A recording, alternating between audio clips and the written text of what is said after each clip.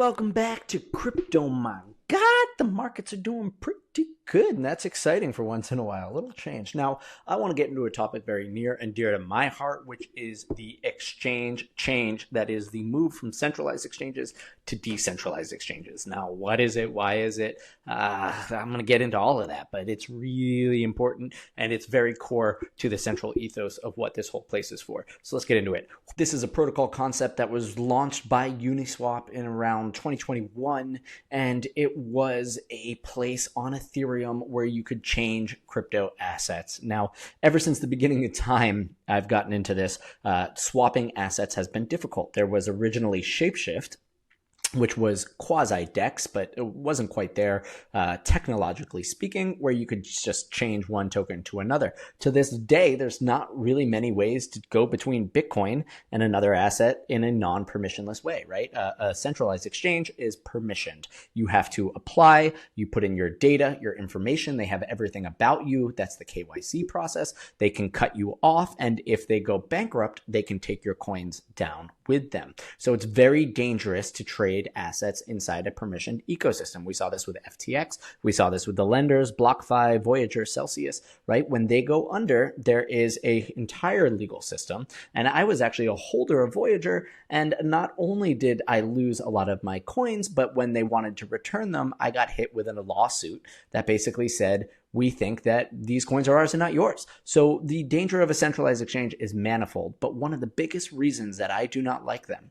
is that they act as a walled garden to who can actually list a token. And to me, that is really the fundamentals of crypto, is that nobody gets to have that right, that we have a permissionless ecosystem on the internet that is open and available to everyone. Now, the basics of Uniswap are really straightforward. You can trade one token to another, right? So here I have ETH picked, and let's just say we're going ETH to USDC, a stable coin. It's as easy as that. You make the trade, bada bing, bada boom. But how does it work? So let me actually open this up with the centralized exchanges. Basically, what they do is they have a ton of tokens and they have a ton of cash. And when you want to turn a token into cash or cash into a token, they'll just make that exchange for you, right? They're a big business that can facilitate that. Now, they take what is called a maker and a taker fee. So on each side of that buy or that sell, they take a little fee. And when we look at 24-hour volume, I mean, Binance is doing almost $10 billion worth over the last 24 hours. If you're only taking a tiny slice of that, that's a lot of freaking money. Coinbase coming in at about a third of that volume, like under 3 billion. And of course, we've got Bybit, OKX, BitGet, like they're all in that range, right? They're all doing more than $1 billion a day. So this is a lot of fees coming in. And this is not really including their perps market that do liquidations. So for example, after the Bybit exploit, Bybit ended up going through a massive liquidation event where they actually recouped $400 billion worth. And that's because these leverage traders that are going very long, they put 100% of their capital at risk. So if they go outside of that risk parameter, they lose everything.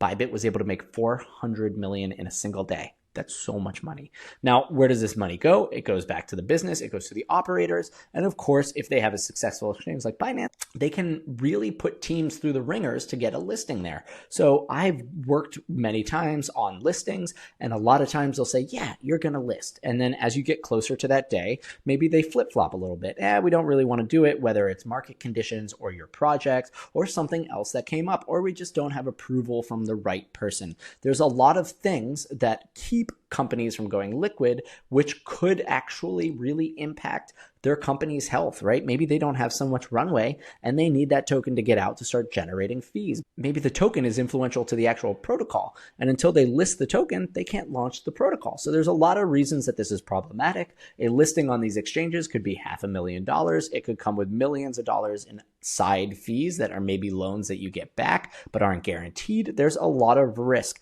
And of course, this is gatekeeping in its strongest form. It guides and it forces your hand on timing, which can be tough for a business. Now, conversely, a decentralized exchange uses what's called pools.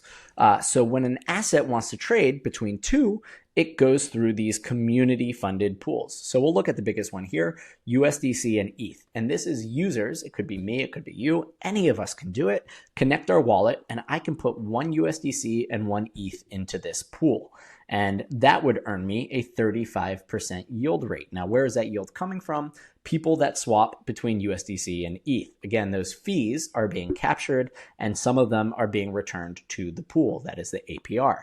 Now, the risk here is if I put one USDC and one ETH in and ETH starts to run, everyone's buying it, they might buy my one ETH and give me that one USDC, and I'm now stuck with two stable dollars while Ethereum goes to the moon, right? So that is the risk. Now, in like a flat environment, let's say these two stay pretty stable, you could just be earning 35% APR. That's pretty nuts. And these are ways that some sophisticated traders can actually utilize longs and shorts, or just come up with strategies around stablecoins to again earn this yield. But this is going back to the people that provide the liquidity. And now if I want to go from ETH to USDC, it might come back out the other side, USDC to WBTC. So this would probably be how Ethereum trades to wrapped Bitcoin, right? Goes through two pools to go from ETH to stable, stable to Bitcoin. It's taking fees on both of those trades, paying out yield to both of those pools.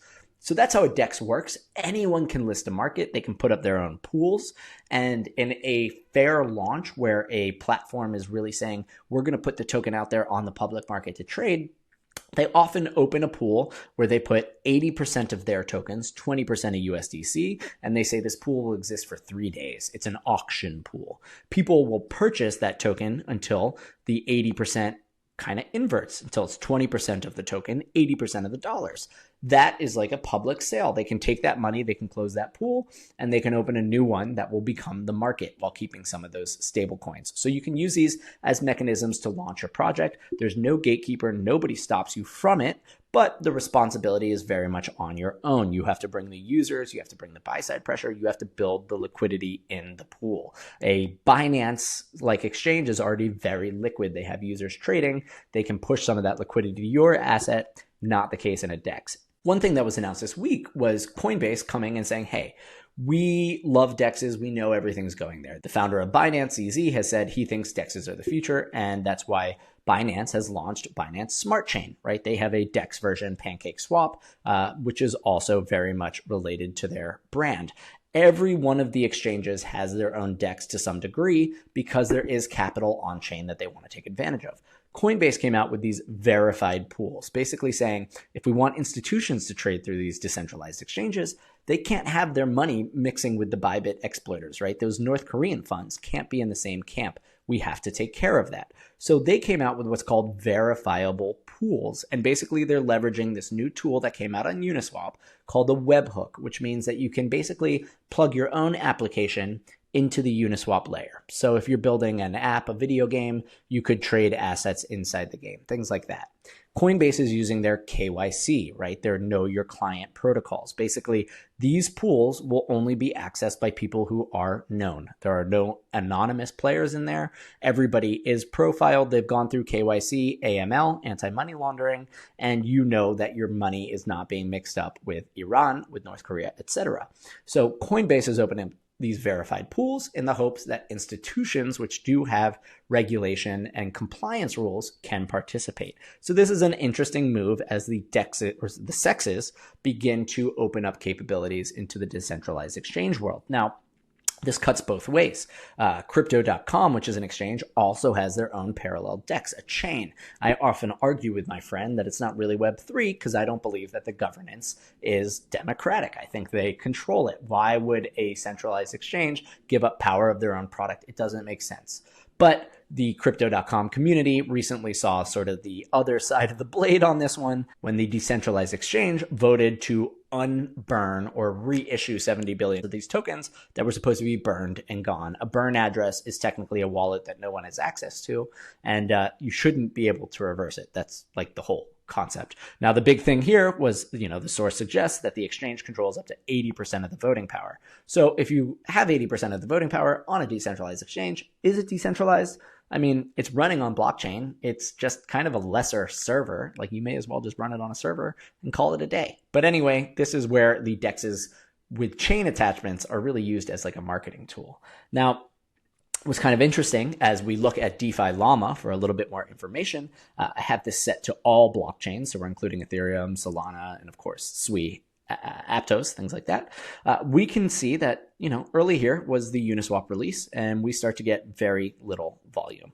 But now we're getting into upwards of almost $50 billion a day being traded on January 19th. This isn't the Bybit exploit. This happens prior to that. So we can see these large spikes happen, but in general, looking at the median, volume on DEXs is increasing. This is pretty amazing and pretty big. The total value locked in the DeFi on these DEXs is $90 billion. So that's growing. That pool of liquidity is getting deeper. And this is only reinforced by more stablecoins entering the market, as well as things like institutional players coming on through verified pools. All of this is very bullish for the growth of decentralized exchanges. And that means that we see these walled gardens of centralized exchanges beginning to have less power. And that's really what the crypto asset industry, the Web3 world, is all about. Now, as we come back to this CoinGecko page and we see the sheer amount of volume that the centralized exchanges perform and the amount of cash running through them, let's just quickly look at what the DEX world is in that regard. So Binance at almost 10 bill, right? We have Uniswap version 3 is coming in at 1/10 of that at $1 billion in 24-hour volume. So we can see that they're only about, 1/10 competition, but that's still pretty big. These things are young. They came out in 2021. The technology has grown in leaps and bounds, whether it be on Ethereum, on Solana, on Aptos and Sui, and we've had really interesting products arise. So the competitive edge is picking up, and it's happening slowly. And that's really about spot volume, people that just want to buy and hold. When we go into freaking leverage and perpetuals, you can see it's a whole nother game. $21 billion in open interest. So open interest, again, is that expression that somebody is going long or short with a certain amount of money. Now, of course, that is leveraged. So they might be taking $1 and leveraging it 10x to $10. But that's how we have to appreciate it. And this does show really, again, where people think the industry is going. Is the open interest primarily on longs? Is it on shorts? This is how we can sort of get a visualization. But you can see lots of money moving through here, lots of fees to capture. This is a sweet business to run. Now, when we go to decentralized exchanges and DeFi, and we look at the fees that they're generating, the one thing that's really interesting to notice is that a DEX fee is something that is probably much more likely to be shared with the users. That's the core concept of these decentralized protocols, is that they are businesses, they're autonomous, they have no employee base within them, so they share the rewards with every one of the participants, the people that provide liquidity, maybe the people that are making trades if there's a point system, but there's a variety of ways to reward it, and it should be liquidity providers and other active participants, maybe people who stake and provide economic security and voting and et cetera, et cetera. But if we look at fees in 24 hours, we've got Tether just at the top, which is no surprise, doing $18 million in fees on just a stablecoin. It's nuts. But PancakeSwap, this is Binance Smart Chain's biggest DEX, is doing $6 million a day. We have Jupiter Exchange on Solana doing almost 2 mil, Hyperliquid 1.13. So you can see they're generating a lot of money per day for autonomous code. Sure, this isn't the $1 billion or $10 billion that Binance is doing. Of course, that wasn't fees, that was volume. This is fees purely, so the amount being charged to participate in those trades. And that is really wild. So if we look at PancakeSwap, I mean, that's almost, it's $750 million in 1 year. That's pretty cool for a bunch of code just coordinating stuff. Now, one thing fun, I found this from Skewga.Hyperliquid HL. Hyperliquid came out recently, and they're a new exchange, very beautiful stack. And their goal was to be a decentralized competitor to the Binance experience, largely around perpetuals and leverage trading. It's where a lot of stuff happens these days. Now, Hyperliquid's big thing is that it's fast, it's easy, it's quick. They were able to actually counteract a lot of the pumped up fund mania. When meme coins were going up, they could launch a perpetual, meaning you could short specific meme coins. They're a DEX, anyone can add liquidity to it, and they create a very smooth trading experience. Now, going back to this chart, we see that Hyperliquid share of BTC perp volume has just reached a new all-time high. Now almost 50% of Bybit and 21% of Binance. Now, Bybit was in the 1 to 2 billion, let's call it 1.5 billion of daily volume, while Binance was doing 10. So obviously Bybit being much smaller, but 21% of Binance volume on a DEX. I mean, this is pretty cool. Hyperliquid only came out at the beginning of the year. It's only a couple months old. So we're seeing the speed at which these things grow. Just another great example is Aerodrome Finance. This is on Base, so an L2 on Ethereum that is launched by Coinbase. And one of the things I want to show you that is really an emphasis as to why I love these things, obviously we have swaps, it is what it is, but optimized for flight, 100% of the fees and rewards go to users. That means people that provide liquidity, people that stake their assets to the ecosystem, the top liquidity pools in one platform, incentive aligned, and optimized performance. I think that's really cool. This, to me, is the name of the game. The fees returning to users. I love it. Now, built decentralized, immutable and permissionless code. That means anyone can look at it. No one can stop you from running it. And permissionless means that you don't need approval. You don't need to pay the gatekeeper to list your asset. You can just go ahead and launch your asset. This is very big to anyone that wants to launch a new token project.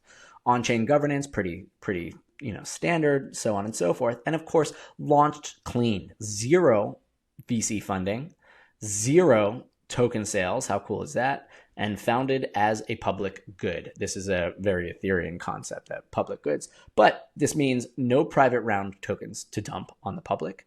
No token sales, right? That really front loaded this to have a cheaper token that people can sell later down the line.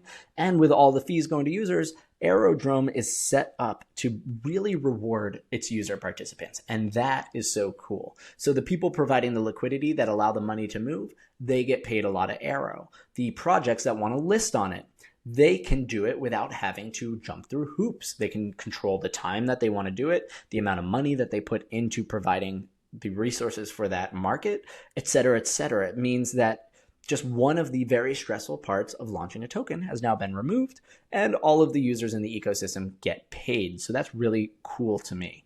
Now, as we open Dune Analytics, let's just look at some of the volume behind Aerodrome, right? Current TVL is over here at almost, well, it's shy of $1 billion, but that's, 844 million, a lot of money. Cumulative volume since it went through, and sorry for this warning, it keeps popping up.